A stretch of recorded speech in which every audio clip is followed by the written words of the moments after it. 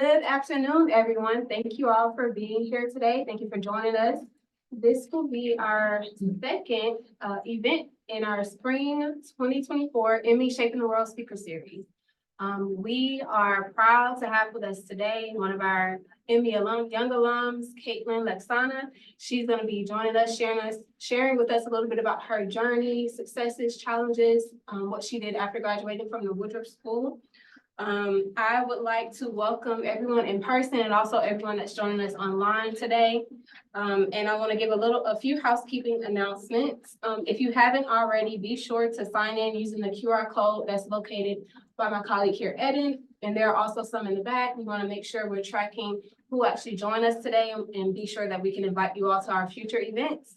There is going to be a graduate, student, faculty, staff, social hour in Love. So if you're planning on joining us, please stick around until the end and we'll all walk over to Love, the atrium on the 3rd floor. There's going to be an opportunity to win swag and just mingle with faculty and staff amongst the Woodruff School. And the last thing I'll say before I go into introducing Caitlin, there are some pens and paper on the chairs if you have any questions for the Q&A.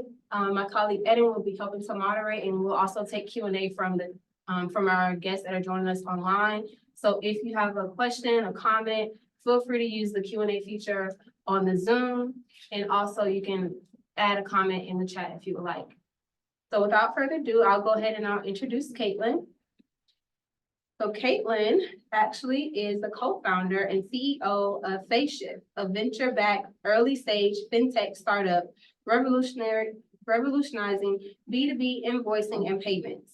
She is from Silver Spring, Maryland, and after graduating with her bachelor's and master's degree from mechanical engineering from Georgia Tech in 2017, she worked in management consulting at BCG Atlanta, advising Fortune 500 companies on pricing and go-to-market strategy. Caitlin continued to get her MBA from the Harvard Business School, graduating in 2022.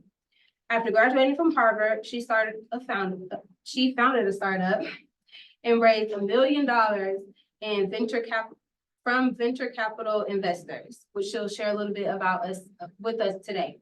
Currently, she serves as the co-founder and CEO of that startup. So we are proud again to have with us Caitlin. Before I bring her on, I want to share a little fun fact that I learned about Caitlin as well. So while she was here at Georgia Tech, Caitlin taught ME 4056, and she was also the captain of the Georgia Tech color guard team. So what Caitlin doesn't know is that I did send a little email to the color guard team and her former staff there. I'm not sure how many people can join us today, but because you're on the color guard, I wanted to invite those current students. So maybe we have some folks joining us online today. Hopefully, if not, we're going to record your talk, so we'll be able to share it. Thank you so much. You're welcome. And the last little fun fact is Caitlin got a travel bug as an underclassman, and she visited Indonesia, Bali, Tokyo, Costa Rica, Puerto Rico, and more. I'm sure she'll tell us where her more has been over the years. We're going to go ahead and turn it over to Caitlin.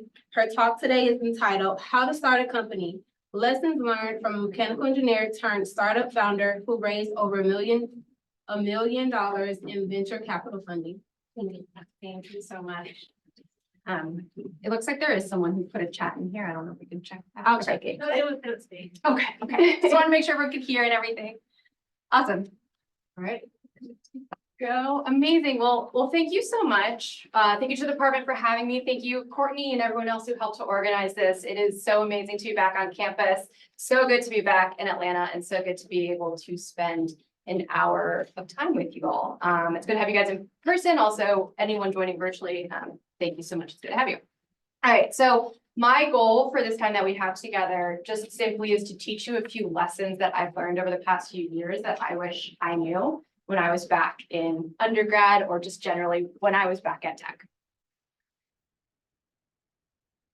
Yeah, okay. So I was actually going to get started by just jumping to the agenda, but what I want to do first is maybe share an experience I had with you on the way down here. So I live in Boston full time. So I took a flight. I got in yesterday. I took a nonstop Boston to Atlanta, JetBlue. I was in seat 22B, so it was a window seat. And I'm looking out at the wing. I can see the wing from my seat. And do you know the first thing that comes into my mind? I am a mechanical engineer after.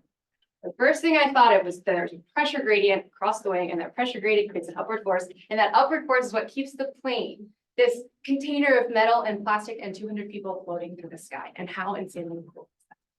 That's the first thing that came. And it was just a moment of such appreciation of my time at Tech, of my time as an ME, the things I got to learn here. And I want to start with taking that appreciation for all of you, both here, all of you virtually, an appreciation of the seats that you guys are in. Because on one hand, you get to learn that same insanely cool stuff that you get to learn while you're in ME at Tech about how the world works, why things work the way they do, the fundamentals, the physics of everything. But on the other hand, one day you will graduate and you will go out there into the world and you will build the world around us, the world we interact with every single day. And I think that is an insanely incredible opportunity. And so don't take it. Thank you for coming out of that random aside with me. I just wanted to say quick stuff. Okay. Awesome. So back to the original programming. So what I want to talk about today, I want to talk a little bit about my career. How I got to where I am, a few lessons about my career, and then a few lessons also particularly about entrepreneurship, which I think are very interesting, and I hope you learn them a little faster than I did. And then I'm going to talk very tactically about how to actually start a company, because I wish I knew how to do that when I was back in Tech. To get started, you heard a little bit about it in my bio, but I'm going to give you a little bit of a deeper introduction into my career. And it starts back in 2012 when I started at Georgia Tech as an undergraduate in mechanical engineering. I did a concentration in micro nano manufacturing back when that was a thing, before they got rid of it. I'm not sure if that's still a thing. I did a few different stints in research. I did robotics, dynamic spectronics with Dr. Singhos, who just walked out. And I also did some biomedical research, particularly on the material side. So I spent a lot of time in the Marcus, the clean room in the Marcus Nanotech building. I graduated undergrad in 4 years. So in 2016, I graduated undergrad. I then started a PhD program at Georgia Tech. A year and a half later, I dropped out of the PhD program. So I left with a master's in December of 2017. I started at BCG Atlanta in January of 2018. And if you're not familiar with what BCG is, it's Boston Consulting Group. If you're not familiar, and it's a global management consulting firm. If you're not familiar with management consulting is this industry where they take a group of consultants and advisors and plot you in basically a Fortune 500 company, and you advise senior executives on business decisions. So basically that's what I was doing for 2.5 years. I then started Harvard Business School in 2020. I graduated with my MBA in 2022. I co-founded a startup with a classmate of mine from Harvard in 2022, raised our first round of venture capital funding in the summer of 2022, and now serve as the co-founder and CEO of that startup. So when I explain that to you in that manner, it probably sounds very linear, maybe even planned a little bit, but it absolutely was not. It was very windy and twisty, and it was a wild ride. And so I'm going to share a little bit about that wild ride, because I learned a lot from it, and I'm hoping you can learn something too.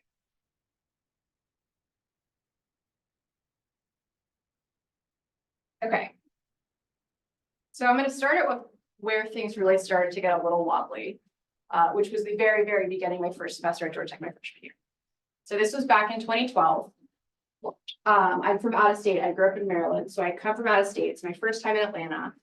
I was on color guard, which means I was going to a lot of football games. I was studying in the Calc. I was taking classes. I was doing all of the freshman college stuff, and it was fantastic. And then the first semester ends. I go home for a break, and grades come out. And then what happened? I got a 2.7 my first semester. A 2.7. Not great, right? Not great. Pretty bad. And so I was home for break. I get this 2.7. And I have this moment, kind of an oh shit moment. Sorry for my language. But it was absolutely an oh shit moment. What am I doing? What do I want out of tech? What do I want out of my career? What do I want to do with my career? And from that moment of just deep introspection, I came up with a few guiding principles of how I wanted to approach my time in tech, how I wanted to approach my time after graduation, how I wanted to approach my career. And I attribute a lot of my career to those guiding principles that I used and how I approached my career. So I'm going to share them with you almost as hopefully some sort of inspiration to come up with your own guiding principles. So the first one of those guiding principles is this: give it your all. In that moment of deep introspection, what came out was, yeah, I don't know what I want to do with my career. I don't know what I want out of tech. I don't know what I want to do after, but you know what? What I know about myself is I'm not going to half-ass anything. I'm going to give everything 100%. And that's what I did. I came back after that semester of 2.7 and I got a 4.0 every semester after that until I graduated. And I graduated like a 3.9 or something. I was all said and done. But the point is I made a commitment to come and give it my all while I was at tech, even though I didn't know where I was going to be. And it paid off. The next principle is this: take every opportunity that presents itself. I deeply believe that no matter where you are in your path, in your journey, if you're not learning and growing, change something up, always. And so for me, that was when I'm at tech, I'm just going to take every opportunity that presents itself so that I can constantly learn and grow as much as freaking possible before I get out of this institution. And I think that's what's amazing to me about tech. Now that I've been to other institutions, my co-founder went to other institutions, I'm very familiar with how other schools operate. I think what I love about tech is that it's actually a big school. Like, yes, it's technical and it's very academic, but there's a million things going on. And so that's what I did while I was here, is I did every random thing possible. So I was grading for professors, I was doing research, I was tutoring the football team, I was doing like a leadership coaching program over in the Scheller School. Like anything that I got emailed about, I just did it. And yes, not all of those opportunities were necessarily like great or fun. Like some of them actually were quite embarrassing or weren't the right fit for me or people that I didn't like working with, but they all were a great learning experience. Yeah. The next one is this: stay curious. And if you guys are mechanical engineers, likely you're already a little bit curious. It's why I became a mechanical engineer, was because I wanted to learn how the world around us works. So likely you have a little bit of that innate within you too. But if you heard the last 2 slides I said, I basically said, like, do everything and give everything your all, which is not easy. It's actually really hard to do and keep up with a lot of the time. And so figure out what is your innate motivator, what keeps you going. And for me, that was just to stay curious in moments where things got really hard, where those opportunities didn't work out. Curiosity is what I'm talking about. So these are mentalities that I used. I think tech was very pivotal. Like, yes, it was at 2.7, but yes, it was also just like 5.5, 6 years of my life at a prime moment where I could figure out how I wanted to approach the rest of my career. And that's what tech taught me and what I attribute a lot of my career success to. Okay. Moving on to lessons learned along the way. Specifically, this is about entrepreneurship, because I know when I went to tech, a lot of my classmates and I always talked about starting a company and none of us knew how to do it. Now that I know how to do it, I'm hoping to share some of that with you guys. And these lessons that I'm going to share with you are really meant to push your thinking like one step further than what a traditional engineer would think. Most engineers think, how do I build the most innovative, novel technology, which is amazing. Like, that's what makes really good engineers. But business needs a little bit more. And so these lessons are meant to push your thinking to, like, okay, not only do I build the most innovative, novel technology, but how do I build a business around it? And for any of you that are academics or have written a paper before, I have an analogy that I think about a lot, which is, you know, when you write a paper, you have all the different sections and it talks about your experimentation and your methodology and like how you did the technology and what the results were and all of that incredible stuff. And then you leave like the last section, honestly, like the last sentence of the last section reserved for like, here's why it matters.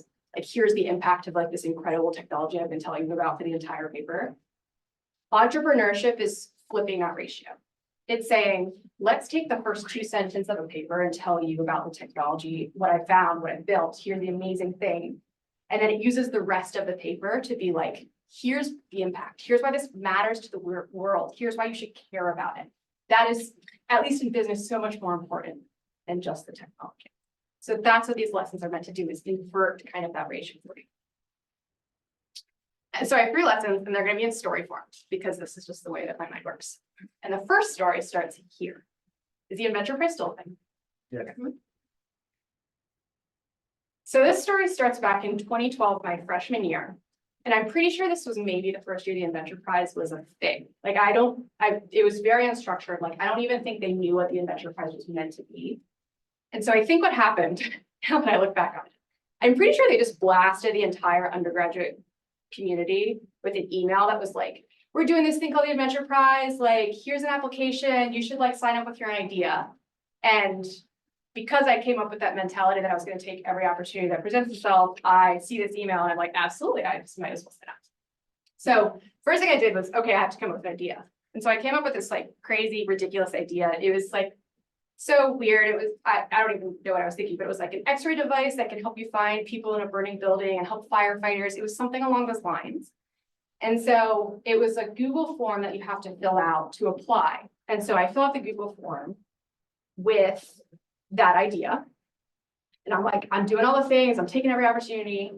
And then a week later, they send me an email being like, you've been accepted. Like, you should come present with your poster at the Inventor Prize. I'm like, amazing, fantastic. So I go out, I go to Staples, I think it was at the time. Now I think Pont City Market like took over that Staples, I don't know. And I buy a piece of poster, and then I come back to my freshman dorm and I take my pencil and I'm drawing out like the prototype, like this is how the product would work, like little blurbs, explanations about this product. I was so excited. And then I go to the poster competition, which I think was in Klaus Auditorium at the time, with my poster. I get there early because that's who I am. I'm the first person there. I get all set up. And then everyone else starts coming in. And then it was another oh shit moment. Like, I should not have been accepted into the Inventor Prize competition. Like, I'm wildly unprepared. It turns out everybody else there was basically presenting their senior capstone project, which means they had teams of like 3 or 4 people. They had official printed 3-panel poster board. They were working with actual companies and sponsors. And most importantly, they actually had a physical working prototype or product of some sort that they could show people. And I had a hand-drawn piece of paper, pretty much. And I remember one of the judges comes up to me and he's just like, well, I'm impressed by your drawing. And like, that was all he could muster, which, to be fair, like, is more than I deserved anyways. And it was one of probably the most embarrassing things that's happened to me. There's been a lot after that, but that was probably one of the first moments of like, wow, I was wildly unprepared for that. But you know what? Is I'm very happy I did it, because I learned one of the most important lessons of startups, which is you can't just have an idea, you have to have a product. I came up with an idea thinking there will be somebody else who will help me like decide whether this is good or not, decide whether I should do a startup. And the reality is that's really your job to figure out. It's your job to do that validation, to go beyond just having an idea and actually figure out what's the product. So that's start 1. You can't just have an idea. Lesson 1. You can't just have an idea, you have to have a product. Lesson 2 starts here.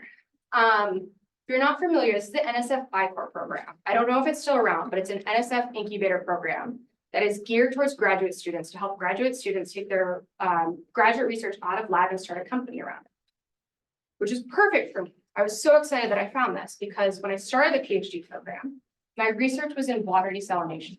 And I just saw the Woodruff School make there was a social post today about water desalination.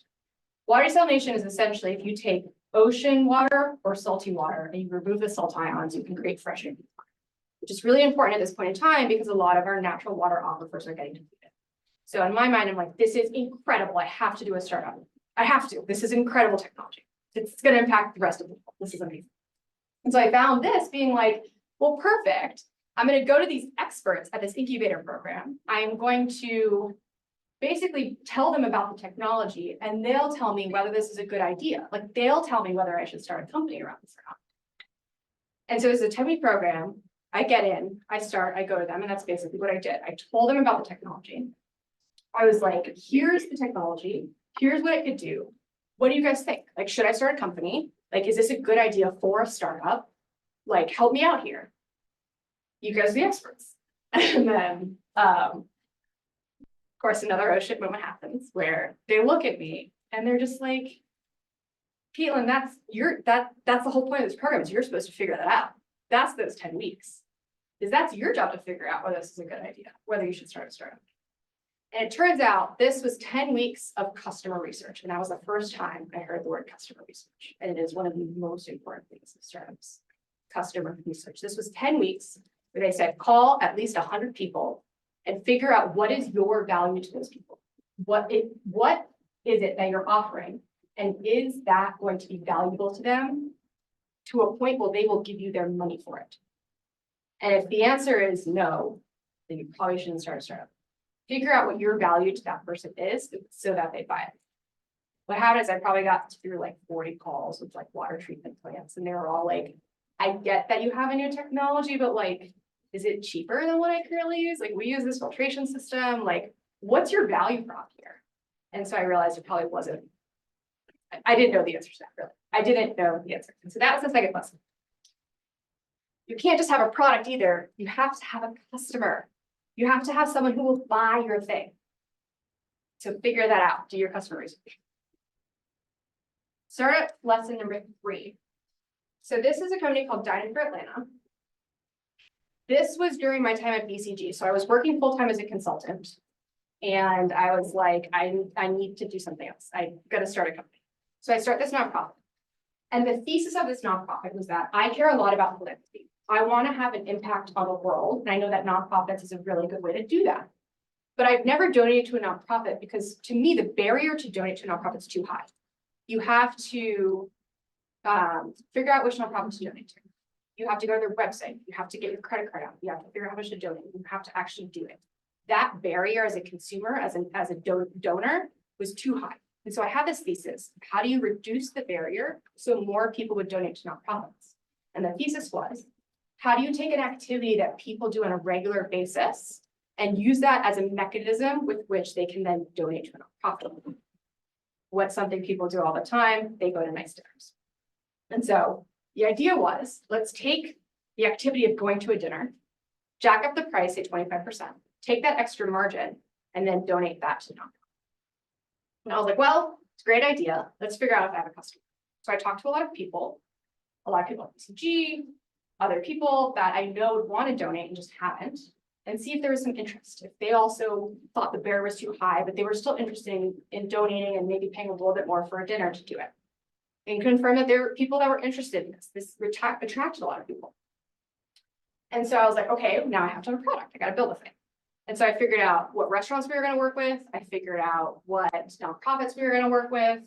I figured out all the logistics, the pricing, the margin, how it would all work, the website, everything. And then we had our first dinner. Operations, logistics, super smooth, but like 10 people showed up. And this was the next lesson. That, yes, maybe for those 10 people, this was really interesting. This was valuable. They'd pay for it. But 10 customers doesn't make a business. It doesn't make the ability to scale and have repeatable customers and actually grow to something big, which is what you need for a business. So that was the next lesson. You can't just have a customer, you have to have a business. You have to have the ability to find that customer, sell to them, and do that on a repeated, scalable basis. And if I were to put all of these lessons together into kind of one big takeaway, this is the one thing that matters in startups. Build something that a lot of people want to buy. That's your only goal as a founder. Build something that people want to buy.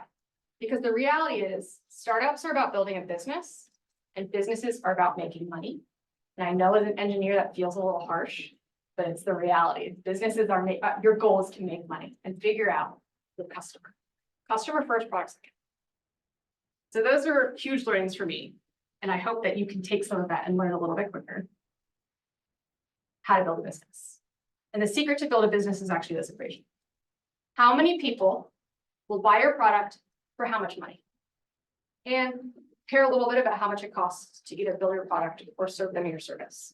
But how many people, how many customers will pay at what price point for your product or service? And if you can optimize this equation, you've built a great business.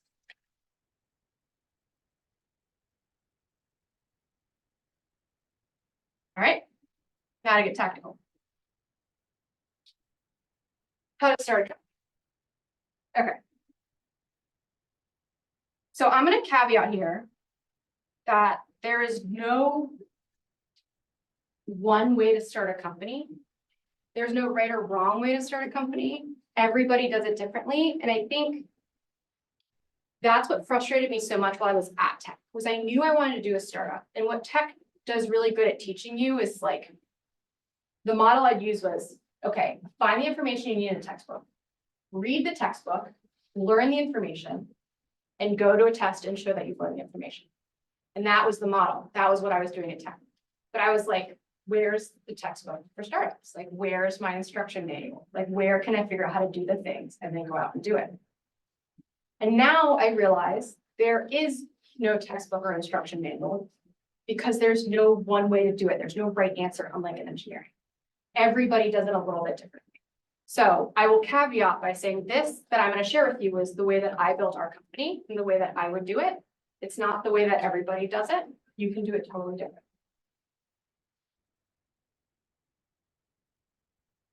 Okay. How to start a company. 4 easy steps. Simple. Number 1, find a team. So I would not recommend doing startups by yourself, and rarely do you see what's called a solo founder. Usually there's a co-founding team, and the reason for that is because starting a startup is really effing hard, and it is an emotional roller coaster with the highest highs and the lowest lows, as they say in business school. And so you'll want to find people to go on that journey with, and people that you can trust. I'll give you a quote, which is, the average co-founder relationship lasts longer than the average marriage. And that is a fact that is quoted often in business school. It's true. And so these are people that you will likely spend more time with than your life partner, and you need to trust them. Okay, so step 1, find co-founders, find a team to start the company. Number 2, do customer research. Customer research, customer research, customer research. One of the most important pieces of startups. Call at least 100 people. I did this for our startup. Call at least 100 people. Understand them deeply. What are their motivators? What do they currently do? What's their current process? What do they currently use? What is your value to them? How do they make decisions? Would they pay money for your product or service? That is by far the most important information you can get to as a founder. Do customer research. And then once you've called enough people and confirmed, okay, I deeply understand my customer. I know that they will buy my thing. The next step is this, build a prototype. And I think number 3 is probably the most vague or almost fuzzy here, because it totally depends on what type of startup you're doing. But what I'm trying to say by number 3, build a prototype, is validate one step further than just calling people. Building a prototype. So because I'm in software, what this means for me is we build a piece of software that's not complete. It's got maybe a few features, but it's enough that I can show it to our potential customers, get their feedback, get some validation, get their reaction, and understand whether the things that they said on those 100 customer calls were valid. So they told me, yeah, like if you build that, that's interesting. I maybe may pay X dollars for it. Well, when push comes to shove, would they actually? And that's what you're doing with number 3. For hardware startups, that could mean, actual building a prototype, 3D printing something, whatever that is, and still having something to show and actually get feedback. Push that person who on a call said they might want it, push them a little bit further and actually test whether they would buy the thing. For other startups, I've seen people build a wait list. That again, like, yes, it's not a product, but it's still some validation that there are people that when you ask them to do something more than just say, yes, I'd use your product or service, they're willing to actually do something more. So you're testing, if you were to build the full-fledged thing of what you want to build, would people actually buy it? That's what you're doing with number 3, validation. And then number 4, fundraising. How many people are familiar with like venture capital investing? Okay, a little bit. Maybe I'll cover that quickly. So Startups are basically like, you need money to make money. So most startups need some type of money or capital, basically the same word, to get started, whether it's I'm gonna hire my first employees, I'm gonna buy materials to build my first product, whatever it is, there's usually some form of money that's needed just to get started. And that's what number 4 is saying is, where are you gonna find that money or that capital to get your startup off the ground? And so what I'm gonna tell you are a few different ways to do this. One way is what's called bootstrapping. And so what this means is you don't take any outside investor capital. You find other means of capital to get started. So this could be your own money. So this could be like you're in school and you're using your savings, you're working full time and you're using your savings. It could be you're using a Kickstarter campaign, which is you're asking people to basically help you fund your initial version of your startup.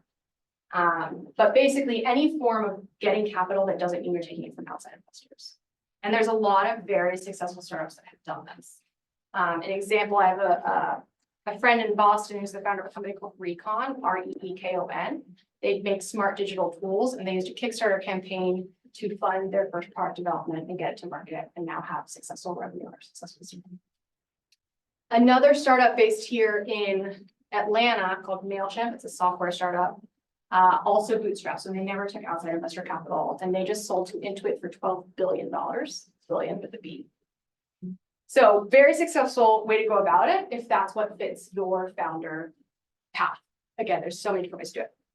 Another one that I'd look into that I would highly recommend, although we did not go about this path, is accelerators, incubators.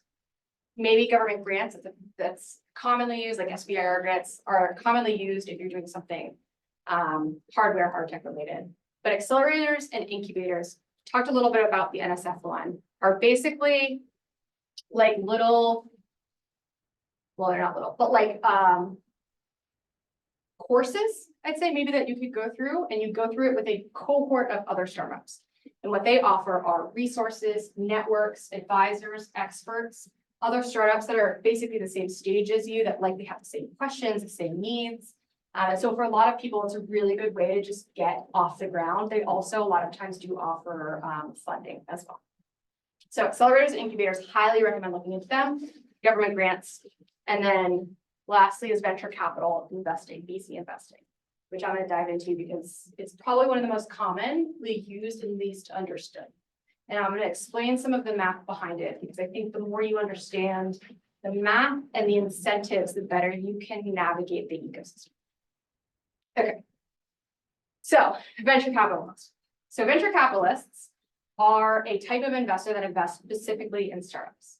And they essentially have a pool of capital, a pool of money that they can deploy or give to a lot of different startups, a portfolio of startups, and then hope that some of those startups become successful. So it's what's called the spray and pray approach. I'm spraying my money and I'm praying that some of them become successful. And the way that they do that is they invest money in return for ownership of the company. So let's say I invest in your company, you start a company.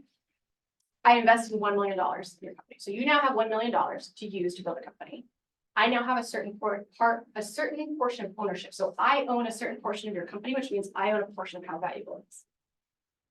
Okay. So I have pool capital, and I can give it to a lot of different startups. So let's say I pool capital. I give you $1 million, and then I give 9 other people in this room $1 million. So I've just spread $10 million across 10 different startups, $1 million each. Now let me give you the stats. 9 out of 10 startups fail. I'll repeat that. 9 out of 10 startups fail. That's a 90% failure rate. 1 in 10 chance that you will succeed. And this is the reality of startups. They are a high risk, high reward business. They are very risky, high likelihood of failure. But when they work, they really effing work. So not as glamorous as sometimes they may seem. That's the reality behind startups. 9 out of 10 fail. But then, how does that make any sense? So to give you the math, so I invested 1 million here, and then 9 other startups. So of those 10, 9 failed. So that means the 9 other startups, other than you, have just failed, which means my $9 million, woof, got it. I will never see that $9 million again. But you I give you $1 million. Let's say you become a $1 billion unicorn. If you're not familiar with the unicorn means, it means that you've gotten to $1 billion valuation. It's like a badge of honor. Everyone wants to be a $1 billion unicorn. So let's say you get to $1 billion. I, as an investor, to make the math easy, own 10% of your company. That means I now have ownership of I now have $100 million because I own 10% of your 1 million. So I now have $100 million in my pocket. So I don't care that my 9 million went to poof. I now have $100 million from 1 million. So that math it works out. Like you see how that works out if I now have 100 million. So I don't care that I lost my 9 investments. But that's what it means that they are in a high risk, high reward business. Investors want to see you become a unicorn because that's the way the math works out for them. But investors, venture capital investors have a portfolio, which means that like I just had 10 chances there to get it work, to make my $100 million, to make my money. As a founder, you can only build one company at a time. So this is where things get a little weird. You can only be building one company at a time, yet the odds are still that 9 out of 10 are going to fail. Only 1 in 10 chance that you'll succeed. So then the reality as a founder is that most successful founders have a previously failed startup. So it means they've done it multiple times before they got it right. And yes, a lot of them also got it right the first time, but the reality is a lot of them don't. And I say that not to discourage you, but to explain that you should just get started. Because the more you get started, the faster you'll fail and the faster you'll get to your big idea. Okay. So that was the venture capital side, but now I need to explain the founder side, the founder math, how it works for founders. Okay. And the question as a founder is, how do I get to the $1 billion? That's my goal. How do I get there? What does that look like? The reality is $1 billion, when I say $1 billion, that's a valuation number, which means that's how much the market values you at. It's not like how much money you have in your bank, how much revenue, it's how much the market values you at. A market valuation is usually a multiple of revenue, which means it's a revenue times a multiplier equals your valuation. So $1 billion valuation, let's say, to make the math easy, like a 10x multiplier means you need to be doing 100 million in revenue every year. 1 billion divided by that 10x. So you're doing $100 million in revenue every year. On a monthly basis, to make the math easy, I'm divided by 10, means you need to be doing $10 million in revenue every month. $10 million in revenue every month. Let's say you sell a widget, like a pair of headphones or something, for $100. You need to sell to get to $10 million in monthly revenue. You need to sell 100,000 of those widgets at $100 a pop. Put that number in perspective. The last time I looked at Georgia Tech's website, there's like 20,000 undergrads, give or take, maybe ish. So if you took the Georgia Tech campus and you made 5 of them, so you now have 5 Georgia Tech campuses. If you were to take your widget and you sold it to every single undergrad on each of those 5 campuses, and you did that every single month, that's the scale that we're talking about. That's a lot of effort. That's scale, but that's how you become a business. Again, I say this not to discourage you. I say it to encourage you to think bigger. Startups are not about selling to your mom and dad, to your friends, to your coworkers. Startups are about selling to 100,000 people to 5 Georgia Tech campuses every single month in perpetuity. So I will leave you with that. Think bigger, dream bigger, get out there and just work. Thank you.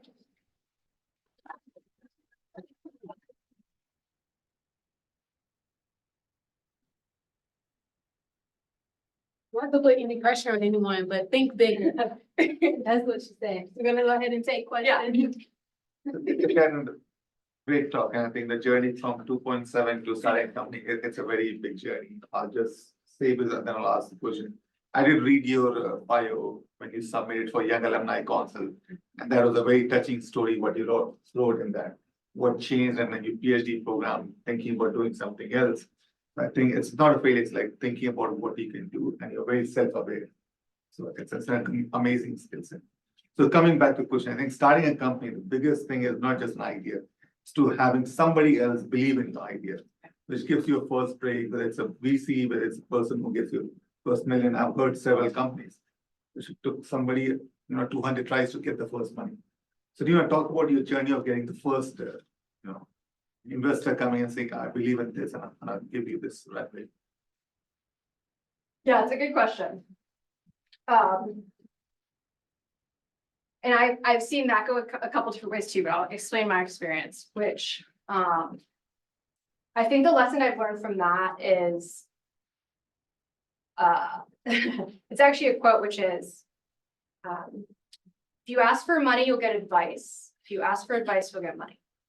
So again, if you ask for money, you'll get advice. If you ask for advice, you'll get money. Ask a lot of people a lot of questions. Entrepreneurship is this weird thing where you both have to have like utmost conviction that you are right and everyone else is wrong, and you don't listen to anyone, but at the same time, admit and be humble enough that you don't know anything about the world and ask people a ton of questions. So it's this like weird mental dichotomy of like, I have so much conviction in this idea that I'm going to put my entire life into it. But also like, hey, VC, can you help me understand how this market works? Can you explain to me how some of the math works? Can you explain to me what's interesting to you in this industry? So that's probably the best advice I have there. The other advice is like, you're someone trying to prove it to yourself, just as you're trying to prove it to investors. Investors are making intelligent bets, which means the more you can de-risk that bet, the easier that bet is. And so those 4 steps were really, how do you de-risk it? How do you build team and talent? How do you get certain customers on board? How do you validate that they either will give you the money by getting customers or are very close to giving you the money once you have something? And so all those steps, yes, it's how to build a company, but it's how to de-risk your path to becoming a massive company. And the more you de-risk, the more an investor will see that and the easier it is for them to give you that first check. So the more you can de-risk, the more you can validate and prove to yourself, the easier it will be to also go to investors. And then the other thing I'll say is, it's not easy. We had to have probably almost 100 calls before we got our first yes. So that was 99 people telling us, no, we're not giving money. And that's the reality of business. But we knew we wanted to do it. We had such conviction that this was exactly what we wanted to do and what we wanted to build. And so we just kept having calls until we got to that yes. Okay, I'll go first. Yeah, okay. You were saying that like there's a bunch of highs and a bunch of like with whatever entrepreneurship, there's a bunch of really lows and a bunch of really highs. What would you say was your biggest high when you started your company? Like, what was your big like, oh my god, I made it, or like your favorite part about starting a company? For me, it's seeing customers use the thing that you've built is incredible. And especially as an engineer, where what drives me is the ability to build something that provides people value and that they'll use on a daily basis. So we built this product, and to get the first customer who's like, I want to pay you and I want to use your product, happiest moment. And then every customer after that, equally as happy, because it means more customers finding value in what you're building. And we ended up selling to some pretty big companies. One of our customers was Square Enix. They're the company behind Final Fantasy, and everyone's a gamer, but it's one of the big game publishers based in Japan. And they're one of our big customers. And again, just incredibly happy moment that a company like that would. We actually have a question in the chat from Jared. What are the career options following a failed startup? And at what funding level should you consider paying yourself a salary from startup? Okay, the first question was what career options you have after a failed startup. Mm-hmm. So it's funny. The experience at our startup was we originally started back in 2022 as a crypto startup. If anyone's familiar with the crypto Web3 space, it has tanked. It has basically obliterated as a market, which means, you know, the whole like build a product that a lot of people want to buy. There were a few people who wanted to buy it, but there's not a lot of people in crypto anymore. So there's not a big enough market to get 100,000 or basically any math that makes that $1 billion work. So we decided to pivot. Pivoting a startup means you take the company, you decide you don't want to keep going after the opportunity you go after, and you decide to completely start from, not completely. There's a lot of different pivots, some being we'll change the product, we'll change our customer, we'll change our go-to-market, we'll change our price. Like there's different pivots. We did a full pivot, which means we basically start from scratch, which is now what we're called phase shift, why we're doing B2B invoicing and payments driven by AI. So we decided to go after a different opportunity. And it's funny, and I tell the story because after we pivoted, I get so much more kind of legitimacy now when I talk to investors and other startup founders, kind of like, oh, you're a real founder.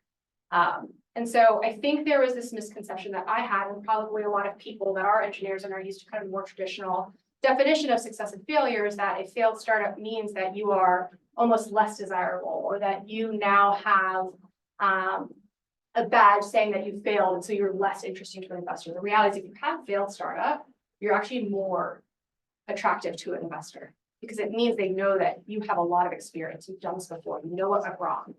If you're coming back and asking for more money, like they're damn sure like you want to do it again because you know exactly how painful it is the first time around. So I say that because being a failed founder, you actually may have more doors open than you think. Whether it's you want to stay and do entrepreneurship, whether you want to go in venture capital, you can go and be an EIR, which means you're basically sitting in a venture capital firm waiting for your next idea. A lot of people end up going back into, there's a story of a girl who started this company called Vanta. It is a security company. She was also an HBS, a Harvard Business School grad. Her story is that she had a failed company, then went to go be like a product manager at another startup or kind of a bigger company. And then that's how she found her next idea to start this $1 billion company. So you see that a lot. If a failed startup founder goes to work back in kind of corporate as a product manager at some type of role. And of course, they're always thinking of their next idea while they're doing it, and then they'll go start another company. So a lot of opportunities. And I think it's funny, it's like every fail you have as a startup founder makes you that much more attractive. And the next question was. Oh, the other question was, at what funding level should you consider paying yourself at a salary, from a startup? Yes, it's a great question, because I think a lot of people think startups are almost like you're like pausing your life, but most of the time, most people I know that are venture-backed startups, and even a lot of those bootstrap ones that I give examples, they pay themselves. You're getting a salary just like you would be working for a company. It's probably not as much as you get working for a company, but you're still getting a salary. And a lot of venture capital investors understand that you need to pay yourself a salary to live a humane life. And so it's not like you're not paying yourself most of the time. So I've seen a few different kind of models. I see people who they won't pay themselves until they get that first venture round. I've seen people who kind of like keep it at a very minimum, just to keep what's called their burn, keep their spend expenses very low. But most people who raise a venture round will start paying themselves. We can go ahead and take some more questions from the audience here. Yes, I like your sequence of activities, but I think in some cases, in my own experience, is that you can jump into that sequence at different points. Mm. And in some cases, and that I'm familiar with, you start out with okay, this is an idea, and I'm pursuing this idea because it's interesting and it's fun. And besides that, maybe I have some research money coming in from the government to follow this up. And then you start looking around after, if that research idea is productive, you start looking around at, okay, well, now how can we go beyond this being a research project and actually there's and engineers in fact are often involved in companies that do make money, and that so, but if you don't have a company that's already so interested and involved in this general idea that they're already applying what you're gonna do, you may want to say, okay, well, nobody else is doing this. Let's get it out there and actually put it to work. But anyway, I would just a lot of what I would like is your comment on entering this chain at different points. Yes, and I think my interpretation of your question is like, well, what if you actually have like a novel technology or product, and now you need to actually go figure out who is the right person that would find value in it. But of course, there's value in it to somebody. Versus what I was explaining was find a problem and then find the technology to solve it. And that absolutely happens, especially when you talk deep tech, hard tech. people who are creating startups out of lab research or something that is more technically advanced. I think there's kind of two mentalities to building startups that I'm still trying to figure out where I fall on it, which is one is find a problem that people have and solve it. There's another mentality, which is you create new markets for a problem people don't even know they have. I think that is a little bit more what you're talking about. The prior is a little bit more what I've done. Call people, figure out a problem they know they have, and go about it. An example is, we studied Dropbox in business school. No one knew they needed Dropbox when Dropbox was starting. Dropbox created an entirely new market. Uber created an entirely new market. That's something that people didn't even know that they needed. When you have a technology, though, I think what's important is still figuring out who values it enough that the economics work for them. Whether you're either saving them in costs or you're increasing efficiencies for them, or there still has to be some type of value to it that people would be willing to buy it. But it's a good point. It's a good point. How do you create new markets from technology that people didn't even know they had a problem? An additional question here? Yeah, I have two questions. Yeah. One which intrigued me, which was like that you pivoted from crypto. Hmm. I was wondering if now you're planning to go back at some point or no? No. Okay. Yeah. And the second question is more like, how do you find the right teams? Hmm. How do you do it? Yeah, to expand on the crypto thing a little bit more. So I do believe crypto is going to come back. I believe in the fundamentals of cryptos and Web3's ethos. The technology is really cool, but not in the timeframes that we need it to. So I believe the market will come back and will grow, will be massive. There's a lot of things, the Bitcoin having, the ETF coming out, all that are going to be incredible. But back when I was saying of $1 billion company, you almost need to hit that in a certain time frame. And a lot of venture investors will go in 10 years. And so you need to be able to get from 0 to that scale in 10 years. And I don't believe crypto is anywhere close to that. And then your other question was about teams, how to find a team.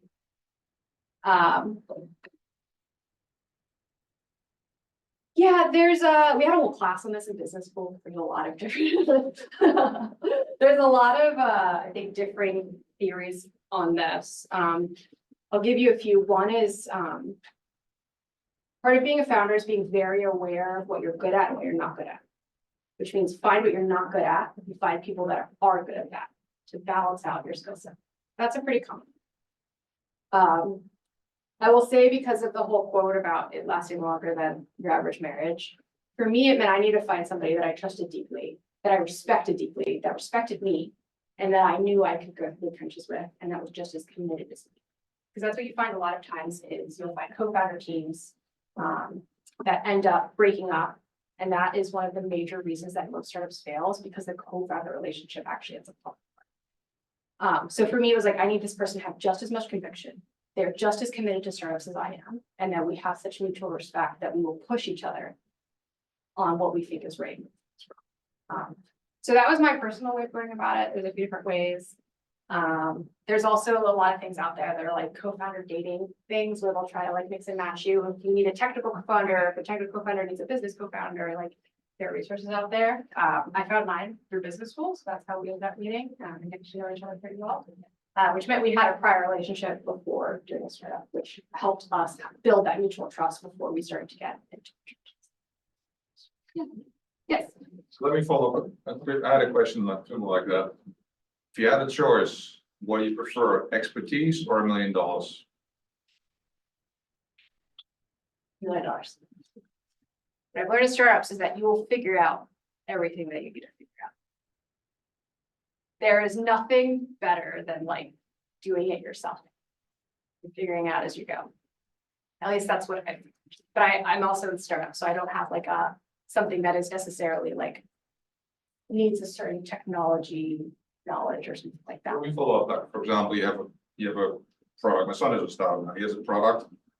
But of course, now he's got orders and he's like, okay, how do I go from 1 to 10 to 100 to actually I probably can sell 1,000, no problem. How do I do that? I know he went to the expertise, like, oh my God, I found somebody who can actually has the connection to China, etc. So the mentality that I've learned from other founders and that we've started to adopt, rather than this like, if I don't have the knowledge, I will hire someone that does, it's figure out how to do it yourself. And then you can hire the person to do that for you, and you know exactly what they need to be doing, exactly what their output is. So it becomes more of a people manager thing than I'm gonna hire this person just because they know how to do it. Which also ends up, I found creates a lot of like bloat in the company if you just hire people to do everything that you need done, because the reality is most people, like, especially at early stage startup, if you hire them, they're probably working part-time, like they don't need to be working full-time because there's not enough for them to do. So I do see people hire part-time or just do it themselves, figure out what needs to be done, optimize it, and then hire someone that they can train to do it. It's just a perspective, not there's no right or wrong.